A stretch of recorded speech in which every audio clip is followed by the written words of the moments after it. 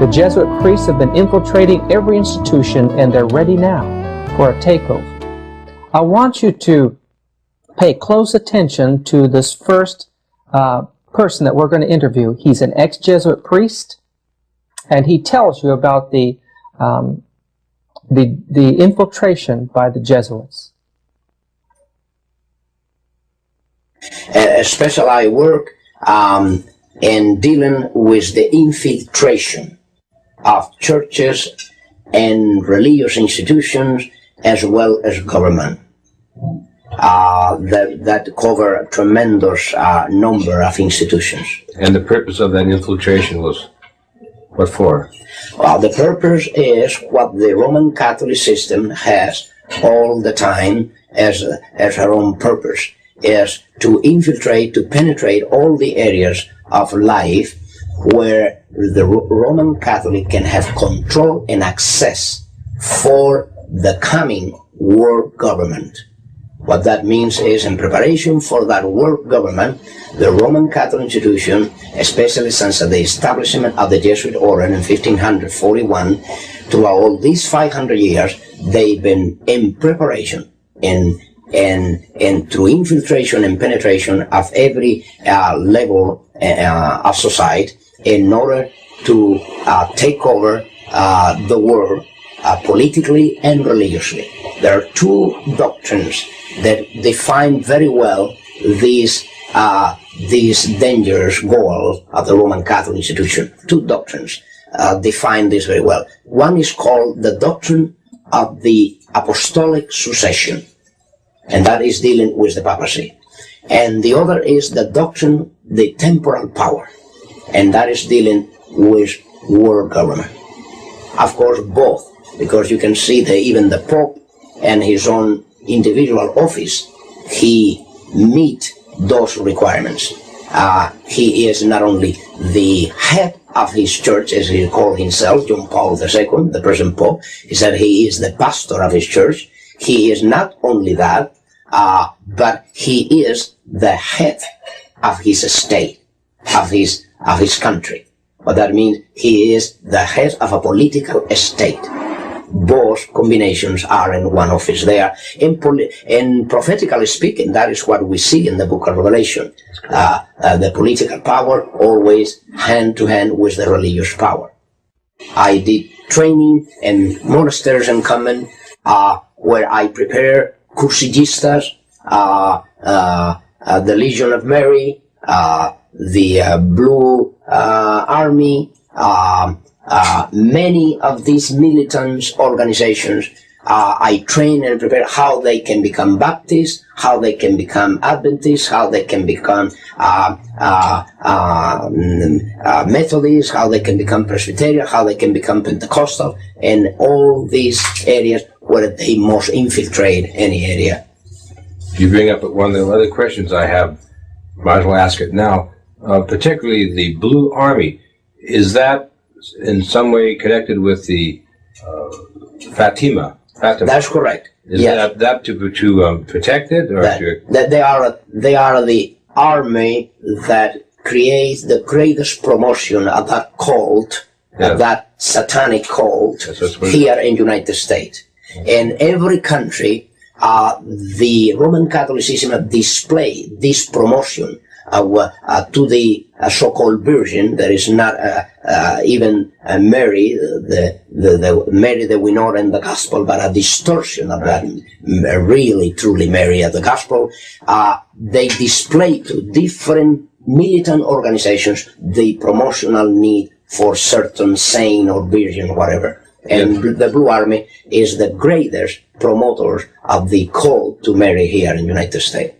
The Opus Dei is another arm of the Jesuits. What that means, you have Masons, you have Illuminatis, you have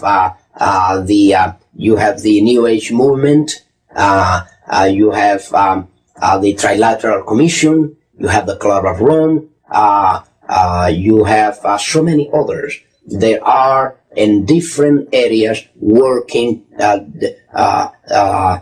through certain programs what they need in that particular area where these organizations move, whether are secret or public organizations, they need to control certain area of certain people. And this is where and how they'll be ready to have them under control through these organizations. The Opus Dei mainly, they move next to what they call Christian democracy. The so-called Christian democracy is an outgrowth of this Opus Dei. As exactly the words in Latin precisely define that. The Latin definition is for Opus Dei is the work of God.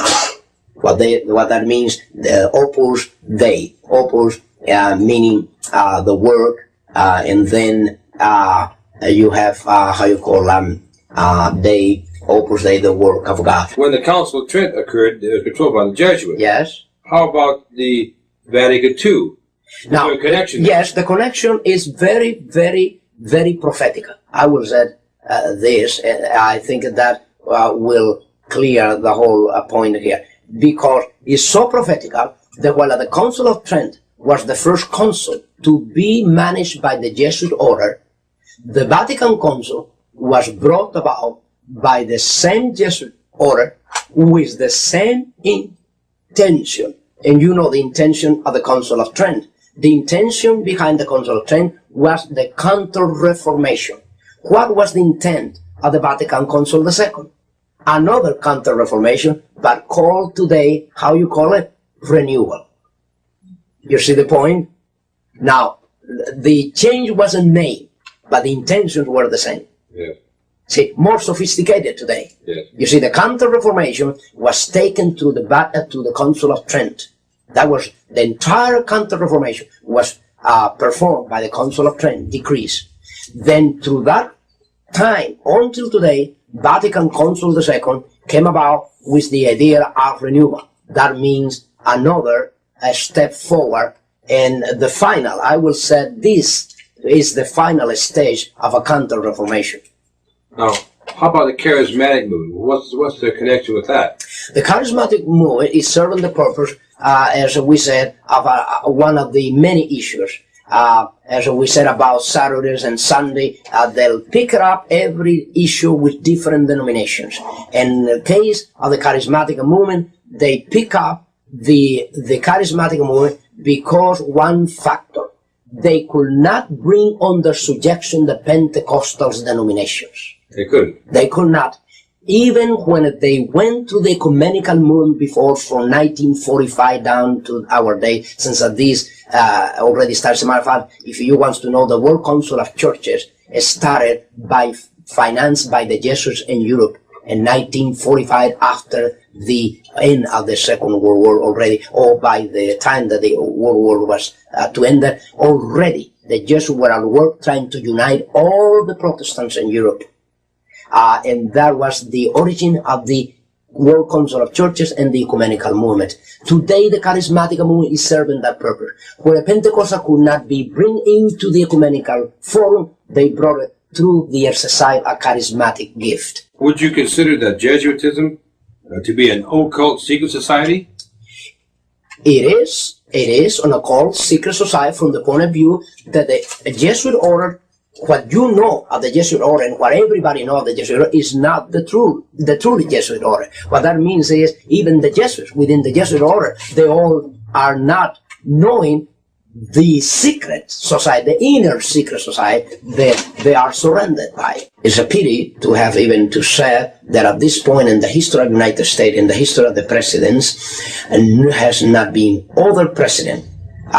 From the time of President Washington, that was the first president to be utilized by the Jesuits. If you were not aware of that, President Washington already was initiated by the Jesuits to bring about the first communication with the Vatican ever known in this country. From there on, President Reagan, to all this time, President Reagan has come to fulfill the greatest moment in the history of this conspiracy, because no other president has come as close as President Reagan with the Vatican, and even not even John F. Kennedy. What that means is they have done to President Kennedy, to President Reagan, what they were not able to do even through a Roman Catholic president. And nevertheless, I will say this: the religious belief of President Kennedy is nothing more, nothing else than another expression of Catholicism. Perhaps I need to clear this. Roman Catholicism is not only the Roman Catholicism. Roman Catholicism is still, and it has been at work outside the Roman Catholic system. What that means, there are many daughters of the Roman Catholic system outside the Roman Catholic system. And as there are many daughters, these daughters have children, and of course, President Reagan fit within that picture. His relationship with the Vatican today brought about several things. One of them is the diplomatic relationship with the Vatican. Second, the preparation for the signature of a concordat between the Vatican and the United States. And if you want to know, this never took place overnight. President Reagan was prepared and is here for the task that is performing today as President of the United States by the Jesuits of Rome, and the time that he served as a star in a movie that was very well known and still being shown today, a very old movie about the football team of Notre Dame. New Rockney. That's correct. This is the time that the first contact was made by the Jesuits with Reagan. Jesuits, under the stream of an induction, they were not directly to be involved. They only were the elements, the intellectual element that will prepare this. The case of Abraham Lincoln. Abraham Lincoln, the president, was killed by the Jesuits of Rome, but there was no a Jesuit there involved directly. Nevertheless, was the Jesuit who prepared the plot against his life and prepare and train those who were to kill him. They arranged it. Yes, it happened with President Kennedy, the same thing. The assassination of Kennedy is another fact that can be proved of any time that was ordered and by the Jesuits in order to get rid of a president that already was ashamed to the Roman Catholic institution, being Roman Catholic. You have two different extremes. In Abraham Lincoln, you have that there was a man professing to be a Christian, solid Christian, and then there you have a man that professed to be a solid Catholic, but then put to shame his own institution when he was confronted about what he will do as a Roman Catholic president about the Constitution and about the interests of the Roman Catholic institution. When he placed the Constitution of the United States above the canon laws of the institution, he called for disaster. Let me tell you where the Knights of Columbus has done and performed a tremendous job in the United States in education, in public education. The authors of the chaotic situation of the public schools in the United States has been and are the Knights of Columbus in the United States. What about the work of Alcazar and Rivera? Now, these were two Jesuits that are starting already way back early, and before the 1600 already. Rivera and Alcazar were already commissioned to penetrate, since the infiltration was very difficult in the days through the Reformation. They can spot an infiltrator very easily in those days because the struggle was face to face with the Vatican. Then Roman Catholics and the Inquisitors, they have a hard time trying to infiltrate the Christian churches, even in Spain, where it was underground completely. They have a hard, difficult time, and there was a very fearful thing to infiltrate. Then, nevertheless, they did it. They did infiltrate, and this is how they find many Christians worshiping the Lord in underground places. Now, through infiltration. But in these cases, they were not commissioned under the stream of an induction, as I was, under the stream of an induction. Rivera and Alcázar, they were to work, and then later Lacunza. There is more, but I will mention these three, the most important ones, in dealing with one special area, prophecy. They were assigned to deal especially with prophecy, with the purpose to do two things, at least. To cover up any prophecy relate to the origin of the Antichrist, relate to the Antichrist, and relate to the papacy, relate to the Antichrist. And second, to cover up any idea that the Roman Catholic institution was never a Christian church, as I pointed out before. What that means is to make possible in Bible commentaries and church history that the Roman Catholic institution always will appear as a Christian church, fall in apostasy, and then need a renewal. And need of renewal. That was the idea that Rivera, Alcázar, and La Cruz tried to trace. Among other things, they tried to implement the idea that most of the prophecies of the book of Revelations were already fulfilled by the time of Nero. What that means is that don't worry about prophecies today. Don't worry about the Antichrist. Don't worry about a one-world government. Don't worry about nothing Futurism. like that. Yes, that's correct. Walter Martin has been and confessed by him. As a matter of fact, I could mention that I have a debate already with Mr. Martin. I have already a debate with Mr. Gary Metz, and I took them both by surprise. I took Mr. Gary Metz on radio by surprise.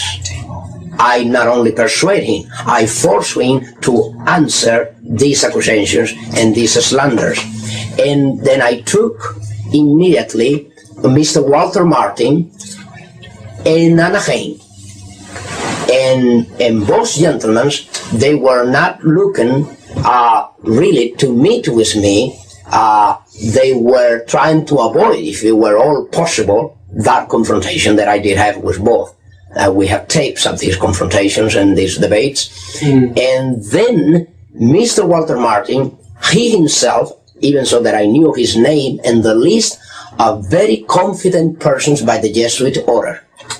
What that means is that the Jesuit order will have a list made up in United States of people as well as institutions they are worth trusting. And Mr. Walter Martin, I even mentioned to him in this confrontation with him that his name was listed in that list. What did he say? And he said to me, well, I don't know why my name is there. I said, you should know. He should know. Yes. I said, you should know. As a matter of fact, why Mr. Walter Martin, 25 years ago, he even wrote about the cult to Mary, a book about Mary, and 25 years after, he have a list, as a matter of fact, that I have with me, a list of cults where he lists the most dangerous cults, and all who in the list of his most dangerous cult are Christian Science, Jehovah's Witnesses, Mormons, starting with the Mormons. And suddenly, I was expecting that he will place at the top of the most dangerous cult Roman Catholicism, but were the Mormons. Now, the Mormons become the victim of Roman Catholicism not only, but become the victim of Mr. Walter Martin, because even the Mormons are the product of Roman Catholicism. The pressure for Sunday in the future is an issue. Is that a product of the Jesuits, or what do you know about that? Well, what I know is this, that even the Seventh-day Adventist denomination has been placed under the greatest setup and a real setup of all the history of the denomination. And the proof and evidence is that now the leadership is already in a position where they themselves cannot play the role of Frankenstein no longer, because they're being unveiled, they're being discovered, and their intents and their true intents, in cases where already most of them has been already trained, prepared by Jesuits to be where they are. So, will this Sunday issue seems to be on the president's desk to be signed? The moral majority is pushing for it. The Lord's Day Alliance has pushed for it from its inception. That was one of the reasons it was created. Yes. So in other words, you think that for example, the Adventist leadership are going to fold up? No, that is not true. No. In the how the denomination has been set up and their keeping of the Sabbath is this. The Roman Catholic institution already, and this is why you have Vatican and some other elements within the denomination, there already has been even and condecorated by the Vatican concerning their work. And actually, the Roman Catholic institution is preparing the greater surprise of them all, because it's not going to be even Sunday that they are going to be after. It's going to be Saturday, and you will see why. The reason of this is when already Catholicism came about with the idea during the Vatican Council II that a Roman Catholic Mass that was only to be performed on Sundays as to be the only valid Mass for Roman Catholic. Even if they go any other day, Saturday, Friday, there was no valid Mass for their obligations. Now, during the Vatican Council, the second session, suddenly the whole picture changed, and you know what for. The whole picture changed and said, now Saturday Mass is considered to be valid Mass as Sunday Mass. But that means not only that, more than that, Saturday Mass can replace Sunday Mass. But it's the Protestants, yes, not the Jesuits that appear to be pushing for the Sunday, for national Sunday law. Yes, actually, this is to trigger a reaction to really make you for a cover-up. The issue here is not even Saturday, is not even Sunday. The issue here, whether it's Saturday or Sunday, the issue here is the person of the Antichrist. You see, in matters of days, right now, the conflict is being utilized, the struggle between Saturday and Sunday is being utilized more for the benefit of Roman Catholicism than even for the benefit of the Christian Church. And that is how it has been exploited, to the point that already the Vatican approved, listen to this, approved the publication officially of Vatican, see, and dealing with from his book called From Saturday to Sunday. Now, if the Vatican go as far as approving a publication as such, what do you think that is happening? Do you see the point here? Yeah. If the Vatican goes as far, telling an official, a member of the denominational body of the Seventh-day Adventists, I am the author of this book, I'm telling you that you have changed Saturday to Sunday, that you, as a Roman Catholic, you were the one that changed it. I mean, openly saying that there you did this. And the Cardinal Seren comes and said, oh yes, we agree, we did this, we agree. Now, what are they trying to gain by doing this, by accepting this? What they are trying to gain? They are trying to gain the sympathy, they are trying to gain the life, and they are trying to gain the entire denomination, as they have gained the Pentecostal, as they have gained the Protestants through different other issues. Nevertheless, they touch every other issue except the real issue. Through any other issues, like the tongues business, the charismatic gift, you see, they are dealing with their things where nobody can see what is behind. In other words, they cannot openly see any evil, because you will see the Vatican as a good, in a good position, a renewal position, say, yes, we recognize that we did wrong, we changed from Saturday to Sunday, and we admit this, and we're going to do something about it. The Vatican Council did it. You see, we are going to incorporate now officially the Mass on the day of Sabbath. You see? Because the Bible's clear. Oh, yes. When they go that far, you can see one thing for sure. Now, there is, in this issue, in my own personal belief of the Scripture, you do not see that the issue in prophecy is one day or the other. The issue in prophecy is more than a day. Is more than a day. The issue in prophecy is who and where is the Antichrist now. Once that the person perceives the reality and the manifestation of this prophecy, they'll know the rest according to the scripture. But when a person is blind to the reality of who the Pope is, and the Pope is granting every favor to every other denomination, they'll believe that the Pope is not such a bad guy at all, after all. If you want to do some homework throughout the news media, you will find something. As a matter of fact, not only throughout the news media, but you will find something very interesting even throughout film industry. There are a lot of movies has come, and a lot of article has been written up, and a lot of television show has come out, and even movies and TV and through radio, a lot of talk show has come out dealing with the very issues that I have dealt in these 4 parts of my testimony. They did not this before. Before 1979, over all these issues, everybody was quiet. Every other reporter will never inquire about celibacy and the problems of celibacy, about lesbian, about gays within the clergy, about the mafia and the relationship of the bishops and the cardinals with the mafia and the clergy, about the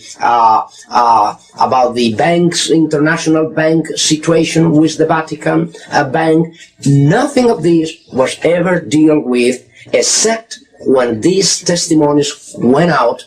Then the news media start dealing, the film industry start dealing with priests that were unfaithful priests, cardinals that were unfaithful cardinals, bishops that were unfaithful bishops. As a matter of fact, even Jesuits within the Jesuit order were sent out immediately to answer to these very issues, to answer in their way. What that means is they went saying from every direction, yes, we recognize there are priests involved with the mafia, there are even bishops. We recognize there are priests that they have broken their celibacy and they have committed a fornication and they're still committing fornication. We recognize it. But you see, the church is another matter.